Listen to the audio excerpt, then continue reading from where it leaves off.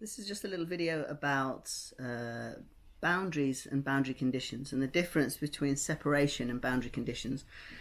So I had a conversation recently that made me realize that if you still are in a position of duality, it's very hard to understand how you can have boundaries and be a separate thing, but that separation doesn't actually exist. So separation is an illusion. There is no separation. So this little dog is at one with me, part with me. She's a dog though, and I'm a human. So we have to have very specific boundary conditions that make it possible for her to be a dog and me to be a human, and that holds a lot of information. So we have conditions. So a boundary condition for a circle is its circumference. And there are they're not rules, but there are principles and a kind of sense of containment of that information that make it possible for coherence within that field.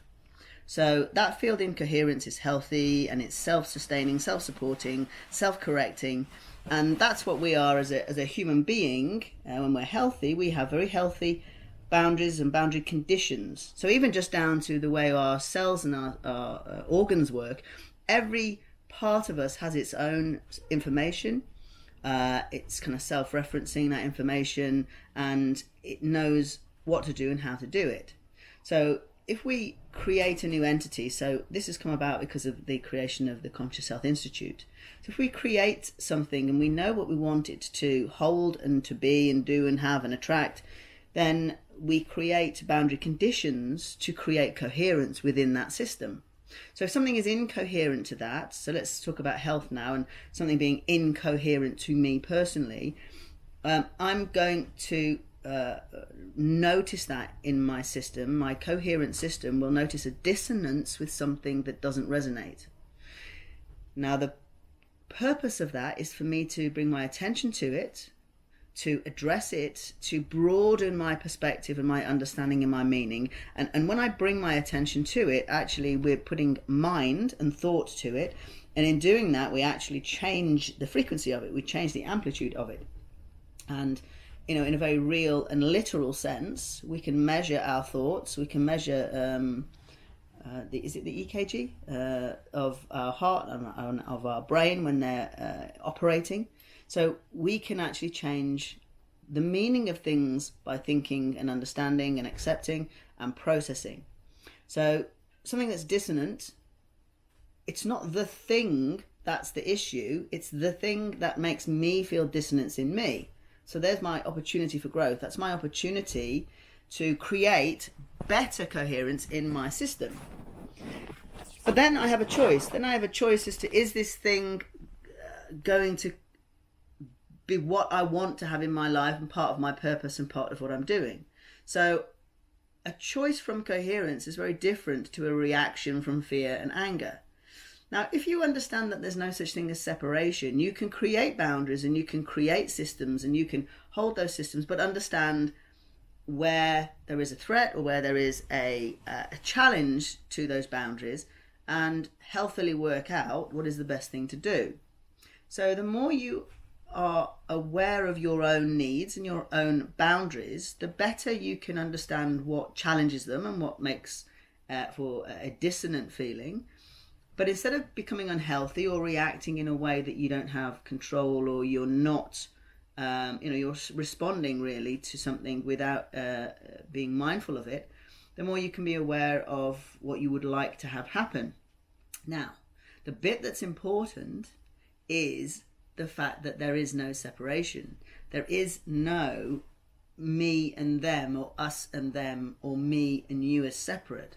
So really, the coherence in my system helps me see the coherence and dissonance in the bigger picture. And what I really strive to achieve is the greater coherence, a bigger coherence. And that means that people are allowed to not like what I like, or allowed to do different things to me, or be believing a different thing to me. That it's my choice how I deal with that, but I should be dealing with that from a position, or rather than should, I could be dealing with it from a position of my own coherence. So in creating an organization and creating boundary conditions of what we would like to have happen, and therefore build as a field within the bigger field, within nested information of different so I'm a nested field of information within an organization, and so are all the other people. In being able to do that, we're able to create the energetic entity that we want in order to attract more of the same. So if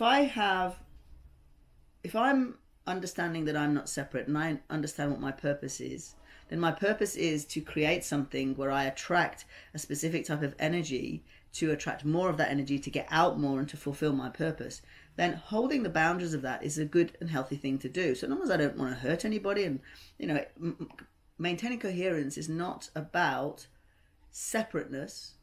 It's about cohesive and coherence, and the stability and integrity of the field. So maintaining field integrity is really the key to maintaining coherence, and the coherence then allows us to be greater attractors. So if you think about magnets, the attraction, or the strength of the attraction of a magnet, is to do with how coherent it is, and how aligned it is in order to be able to create a stronger magnetic field. So think about where you are experiencing dissonance. Think about where you are believing in separation, which doesn't exist. And I see in families a lot people who are afraid to define themselves, set boundaries, say no to things because of the fear of being separate, or believe that if they aren't respected, that they have to extend their boundaries and be something that the other people want for fear of being rejected. We are all connected as one thing. There is no separation. Nothing I do can create separation, but I can create a healthy boundary and boundary conditions that make it possible for me to maintain coherence and maintain my integrity, or in the case of me talking about the Conscious Health Institute, the integrity of what it is I'm creating, which is a non-judgmental, a non-bias, a mutually supportive group that everybody is equal and everybody has their own part to play in them becoming their own expert. So that, to me, is fundamental to the group. Fundamental to it being successful is no competition. It's collaboration and not competition. Now, the only way for me to do that is to define what I think that looks like and work with that as a growing... can we hear Vic snoring in the background? We can be really aware of what it is that we want to achieve and do that in an inclusive way. So if there's a challenge to that, it's okay to step up. It's okay to accept the energy of what that brings about. So if I'm angry, or I am in the need to be in an energy where I express more firmly my a violation to something I'm creating, then as long as I am aware of where that comes from and why that is and what that's about, and I am mindful that I am not hurting anybody else, then stepping up, stepping into that power and stepping into that more outward expression is okay. It's not about a good or a bad emotion. There are no good or bad emotions. There are emotions that are away from something and towards something. So an anger would be away from a danger, or away from a behavior, or away from a situation, or of a potential situation that you don't want.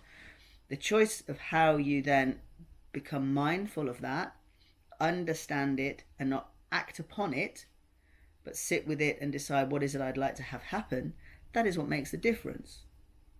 So boundary conditions do not create separation, because everything is nested information, everything is connected, and everything sits within something else and within something else and within something else. And it's possible to have integrity at all of those layers, all of those levels, if you understand what the boundary conditions are.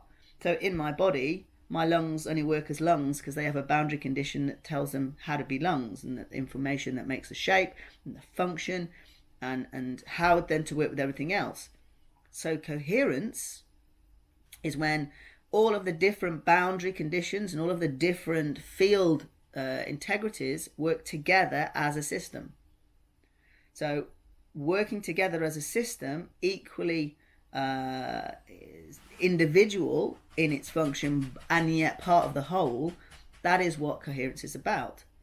It's about the coherence of multiple fields of integrity and with boundary conditions that allow them to be what they are and do what they're here to do and do what their function is.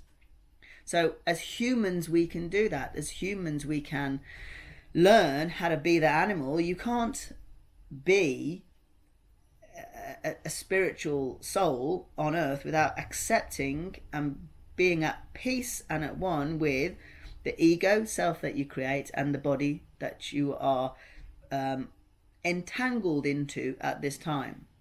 Okay, our body is a set of frequencies with boundary conditions. Now, I update those boundary conditions. I update with my present information the feedback feed forward loop of what that information is that my cells and my sense of self reference. So that the boundary conditions that are being referenced to create me are updated by me, just like any field. Okay, that's why we're here, to have these experiences, to update those fields of information. And as we have our present moment, as long as we're in that present moment, we are feeding forward and feeding back that information into those morphic fields, the morphic memory, morphogenic memory that Rupert Sheldrake talks about. But those fields run throughout me, and they give the information, the self-referencing, self-seeking, self-aligning and self-healing information for every cell in my body to know exactly what to do, and right up through to my sense of self. And as I update that, me as a cell in a social structure, okay, we maintain that integrity and enable other people to begin to find their integrity. So creating an organization and setting the boundary conditions of that organization are really important, because what you're doing is you're creating a living system, and in that living system you want it to function with coherence so that it can be as coherent as possible for other systems that it connects with, and it supports the systems within it, the people and their health within it, and it runs as a healthy system and then can work with other systems. So if there is a challenge, then understanding the internal dissonance and working that out is really important, but then having the choices about what is acceptable and not acceptable doesn't create separation. It creates a coherent, integral system that is healthy and fully functioning. It has to be something that is done with love and compassion, and done with awareness, and done from a position of understanding yourself, your own behavior, what it is you're trying to achieve. Most of all, from a position of understanding that there is no separation. It doesn't exist. The illusion of separation is here to give us this. Imagine these four fingers are four people. They don't stop being the hand. But if my hand is not the same as my eye, but they're still part of me. Without my eye being an eye and looking at my hand, I wouldn't see my hand. So I wouldn't know it. I wouldn't understand it and learn and accept it and be able to grow in my knowledge and understanding. So we have to have separate boundary conditions for things, to have the lessons and learning and the experience of something, in order to know that I am the me that is manifest right now, creating the opportunities I create right now for the learning I'm getting right now, and then updating my own field about that information. So my advice, if you like, or my encouragement would be to find opportunities to feel and understand a sense of flow, and understand what it is that is causing the sense of separation, because it will go way, way back.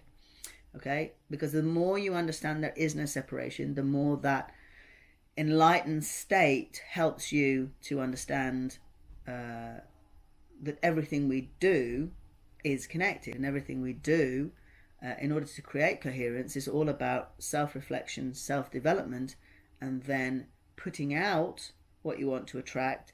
And as you attract whatever it is you're attracting, it's either a lesson to be learned or it's a creation for you to do more attracting.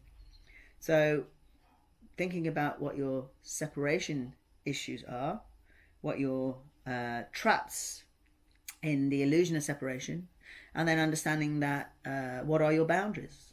What is it that you want to achieve? Where are your challenges? Where are your issues?